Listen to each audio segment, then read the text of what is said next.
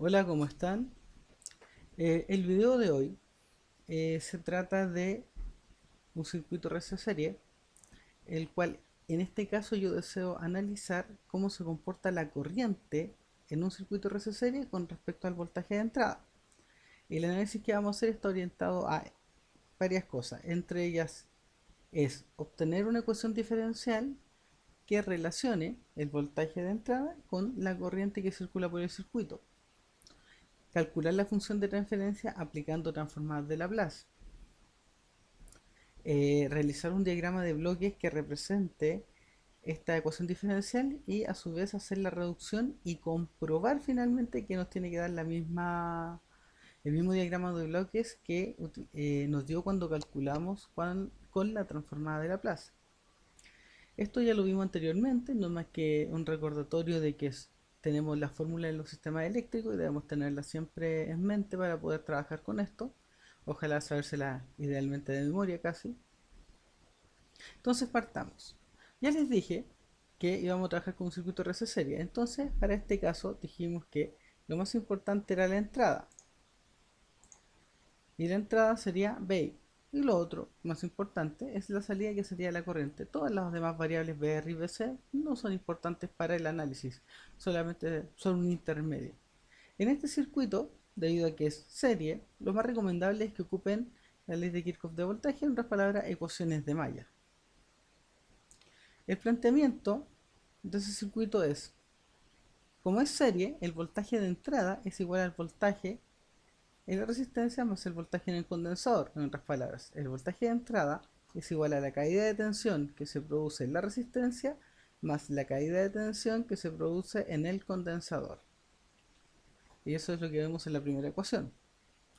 Luego nos preguntamos, de estas variables, ¿cuáles son las que nos interesa analizar? ¿BI? Sí. ¿BR? No, BR no me interesa analizar. ¿BC? Tampoco. Por lo tanto, tenemos que reemplazar las variables que están en X. ¿Cómo las reemplazamos? Utilizando las fórmulas que ya conocemos de antes, que nos dicen cuánto vale BR, cuánto vale BC y cuánto vale BL, todas dependiendo de la corriente, respectivamente, de cada elemento. Entonces, BI se reemplaza abajo, en la ecuación 3, donde dice que BI es igual a R por IR más 1 dividido por C por la integral de IC de T, o sea, el voltaje del condensador que va de acá a acá.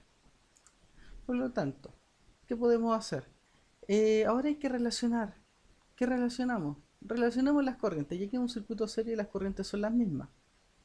Entonces, ¿qué sabemos nosotros de ese circuito? Que la corriente y la resistencia es la misma corriente que circula por el capacitor. Por lo tanto, estas dos corrientes se van a llamar I, que en este caso va a ser la corriente de la malla. Luego, reemplazamos esta I respectivamente en IR y reemplazamos esta I en IC, quedándonos una ecuación diferencial donde dice que es BI más R por I más 1 dividido C por la integral de I de T. Y si ahora yo veo esta ecuación, nos damos cuenta de que las variables que nos interesan para este análisis son BI, I, y aquí también aparece la I. Fíjense que en cada uno de los términos de la expresión solamente están las variables de entrada y de salida, por lo tanto esta ecuación ya representa el circuito que estamos buscando. Aquí pueden ver, por ejemplo, que esta ecuación aquí la marcamos en grande, indicando que claramente tenemos la primera parte o el primer logro de esta presentación. Luego vamos a tomar esa ecuación y le vamos a aplicar Laplace. ¿Cómo se le aplica Laplace? A ambos lados. Entonces, se le aplica Laplace al lado izquierdo y Laplace al lado derecho. Laplace de BI, y aquí queda Laplace de R por I, más 1 dividido C la integral. Resulta que en esta ecuación, si observamos, ¿qué propiedad podría utilizar primero? Aquí me recomiendo ocupar la propiedad 2 de A. A en este caso está acá, y es la propiedad que me indica que yo puedo sumar elementos dentro de una transformada y convertirlo en la suma de transformadas. Esto está en el OGATA por si acaso. Entonces, ¿qué significa? Que yo voy a tomar esta transformada de Laplace y la voy a convertir en dos transformadas directas. ¿Cómo la voy a convertir en dos transformadas directas?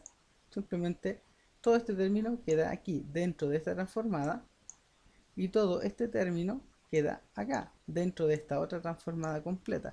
Y ahí se hizo la separación y la aplicación de la propiedad que estábamos buscando.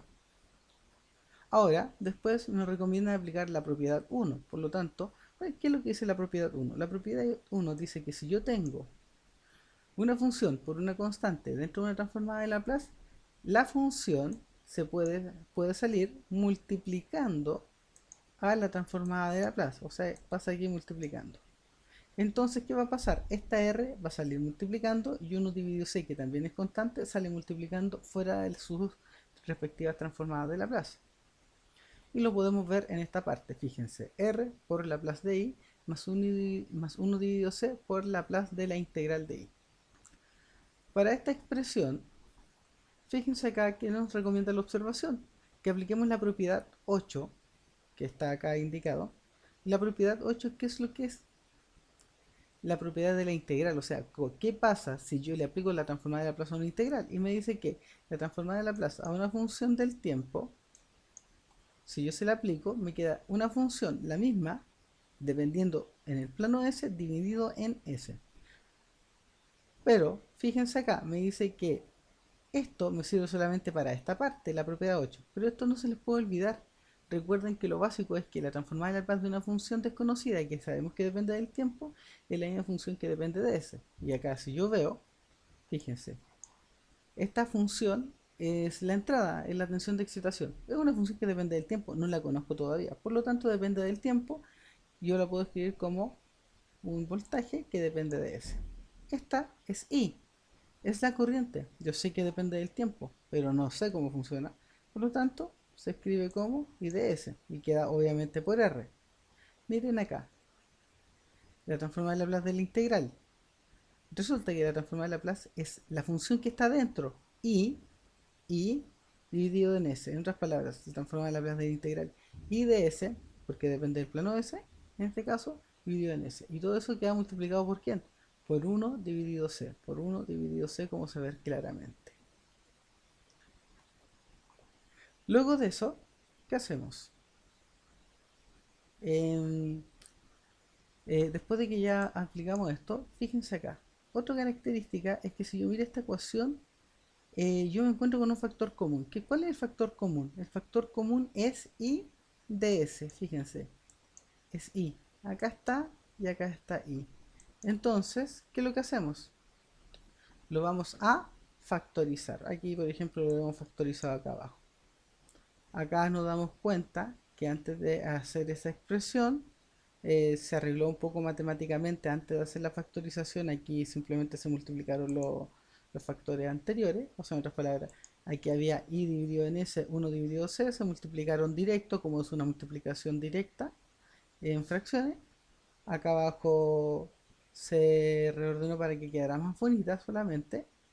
Y finalmente, aquí que se veía bonita, se identificaba nuevamente que y es el factor común, pero nosotros ya lo detectamos antes. Entonces, aquí simplemente expresamos esta ecuación y aquí queda I de S por R más 1 dividido en CS. Resulta que ya teniendo esto, lo importante sería hacer la suma de lo que está en este factor, que es R más 1 dividido en CS. Recuerden que la suma de una fracción son términos cruzados. Por lo tanto, R por CS arriba más 1 por 1, acuérdense que aquí hay un 1 imaginario, 1 por 1 sería 1, dividido en 1 por CS. Y eso nos daría la suma de la fracción.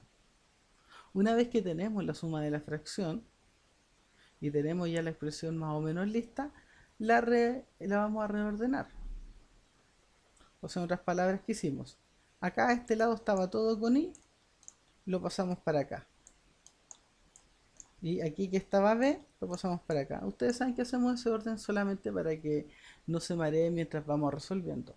Ya, una vez que yo tengo este orden, fíjense acá, me recomiendan recordar qué es lo que estoy buscando. ¿Qué es lo que estoy buscando? Una función de transferencia donde mi salida es la corriente y la entrada es el voltaje. Como la salida es la corriente, la salida debería estar arriba en el numerador. Y el voltaje, que es la entrada, debería estar en el denominador. O sea, en resumen, salida es corriente, numerador, entrada es voltaje, denominador. Entonces, ya que tenemos esta expresión, lo primero que vamos a hacer, qué es lo que podemos hacer con esto más rápidamente? Aquí lo que hicieron fue tomar SS y preguntar, ¿qué está haciendo acá? Si se dan cuenta está dividiendo, por lo tanto, ¿cómo pasa? Multiplicando. Luego, que ya pasé a la ecuación 10, ya está multiplicando y este de acá, este término de acá me molesta. Entonces, ¿qué hace? Está multiplicando acá, al i. ¿Qué hace? Pasa dividiendo acá. Y se ve claramente aquí abajito que pasó dividiendo, aquí en el CS. Ahora, tengo esta expresión, ahora se ve bastante clara. Pero hay que ver que todavía no hemos terminado. Entonces, no hemos terminado. ¿Y qué es lo que deberíamos hacer? Ok, estábamos buscando una función de transferencia. ¿Cuál era? Y dividido en BI. Ok, y dividido en BI. Y fíjense acá, me aparece I y me aparece BI. Y miren lo que ocurrió. BI está multiplicando toda la expresión que nosotros estamos desarrollando. Al estar multiplicando acá significa que este puede pasar dividiendo. Por lo tanto, BI pasa dividiendo.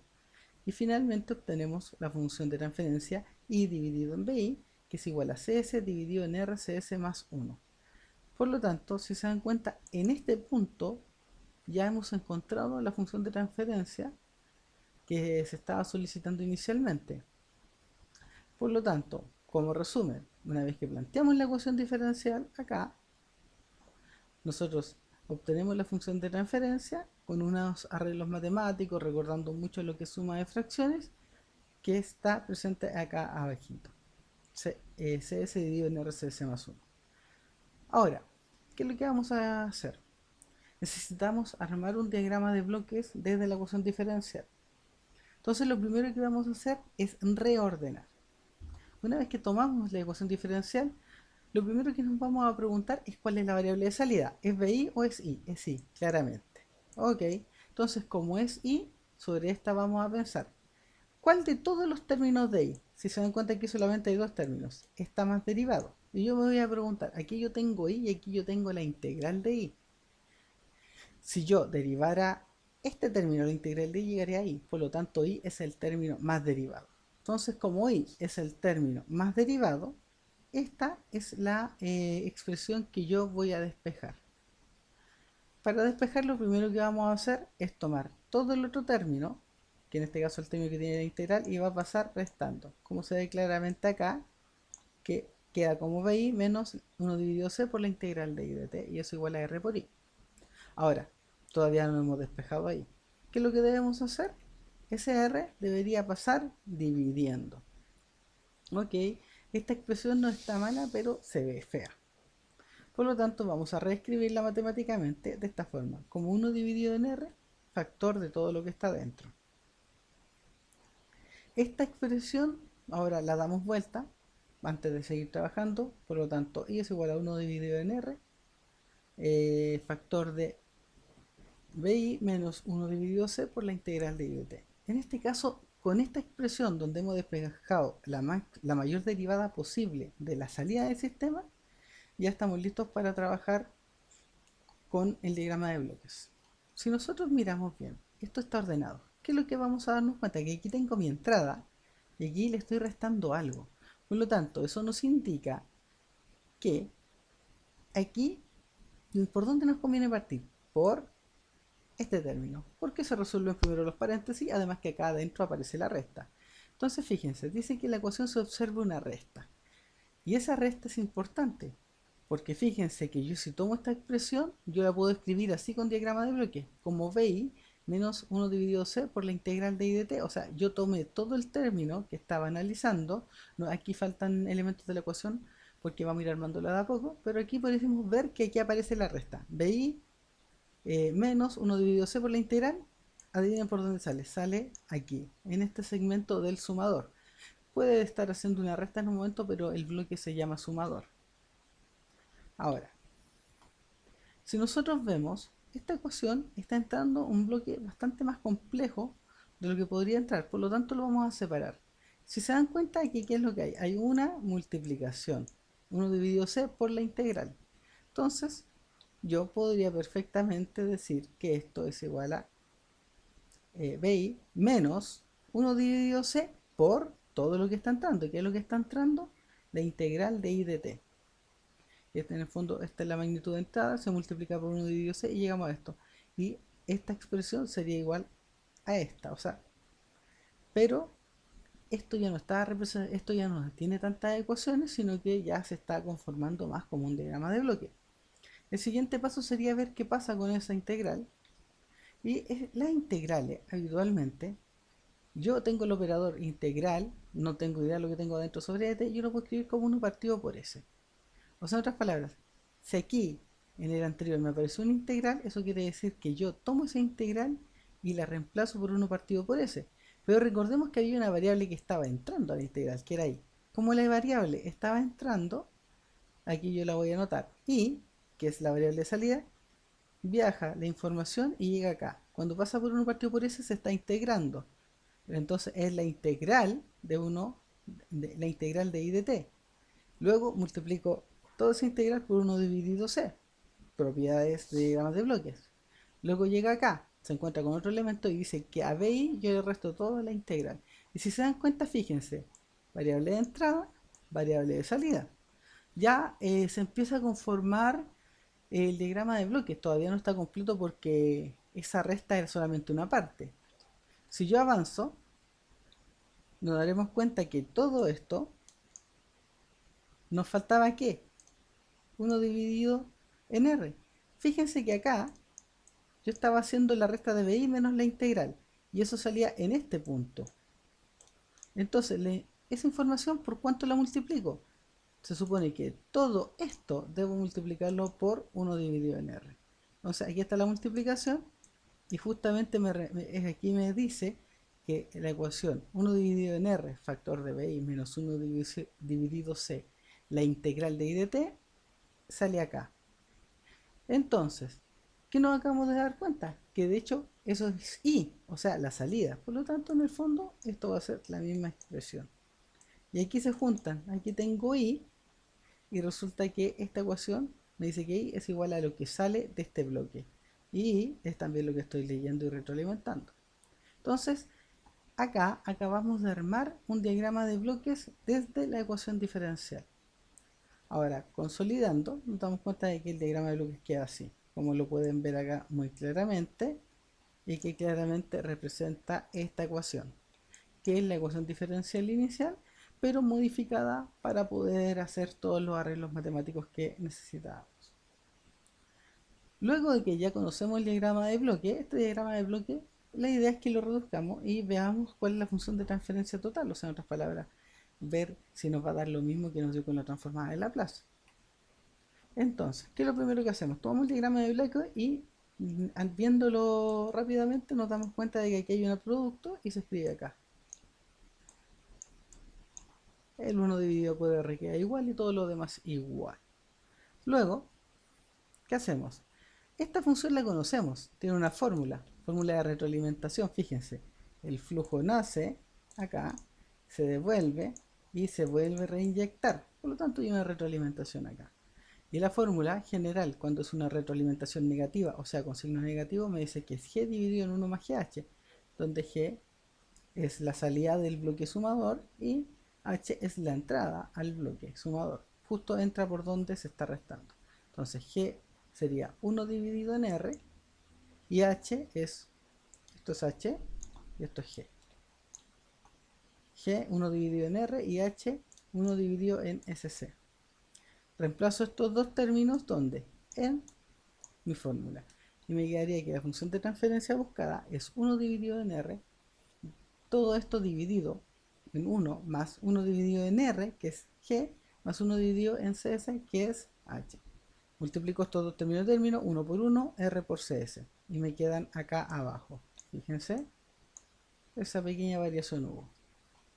Seguimos analizando acá y disculpen, una vez que llegamos a esto, se me olvidó decirles que aquí se sumaba. Y por ejemplo, recuerden, multiplicación cruzada. 1 por RCS, 1 por RCS, RCS. Más 1 por 1. Recuerden el 1 imaginario que se le olvida a muchos. 1 por 1, 1. Por lo tanto, va a quedar acá arriba RCS más 1 dividido en RCS. Que es como lo vemos en esta expresión, que es literalmente la suma de la fracción anterior. Ahora, si se dan cuenta, esto es una división. Divido todo este término por todo este término. Para dividir esto, tomo los términos extremos y los divido por el producto de su interior. Entonces multiplico RCS por 1, da RCS. Y RCS más 1 por R. RCS más 1 por R. Ahora nos damos cuenta que en esta expresión existe un factor común que está multiplicando, que es R. Por lo tanto, R se puede ir y llegamos a esto, que es la función de transferencia CS dividido en RCS más 1. Fíjense. Por lo tanto, la entrada es BI, la salida es I, que es la corriente, y este es el bloque completamente reducido que representa la función de transferencia, entrada y salida. Ahora podemos comprobar que efectivamente, al hacer la reducción y la representación de diagramas de bloques de la ecuación diferencial anterior, llegamos exactamente al mismo valor que si le hubiéramos aplicado Laplace. Entonces, esto fue todo por hoy. Este era un video un poco más rápido, pero con un tema que es importante que entiendan bien, y más adelante veremos otros ejercicios de este mismo tipo.